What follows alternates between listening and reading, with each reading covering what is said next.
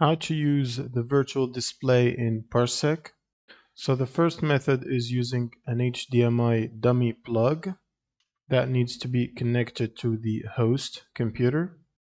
So for example, you can get one of these from here, which you will need to connect to the controlled host that might not have a display.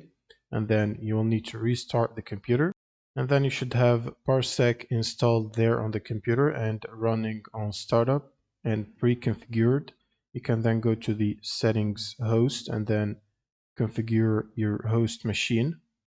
You can choose a resolution like 1920 by 1080 and a frame rate of 60 on the host. And also make sure to scroll down and turn on fallback to virtual display. Now, if you already added the host to your friends list, you should be able to join or connect to the host directly. And using an HDMI plug is the best option because it works with GPU encoding. And the second method is to use the indirect display driver. And to install an indirect display driver, you can simply open up your browser and search for indirect display driver. Click on the GitHub link here, which says virtual display driver. And from here, go to the releases, and then you want to download the latest available release. So for example, this one is for Windows 86.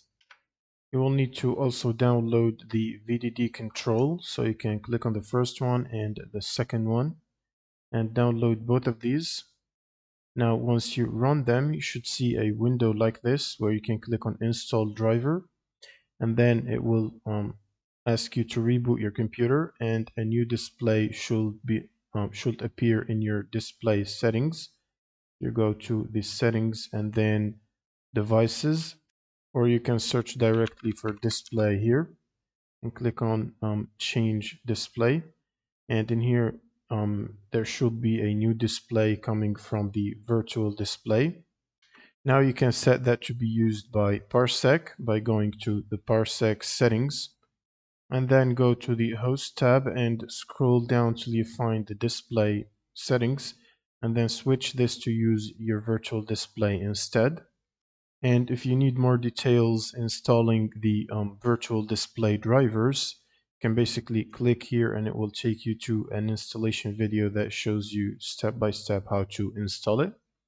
And once you set it up and select the display here, you're pretty much ready to start using it. You can simply go back to computers and then start sharing or let your friends join the host computer, and they should be able to see the virtual display.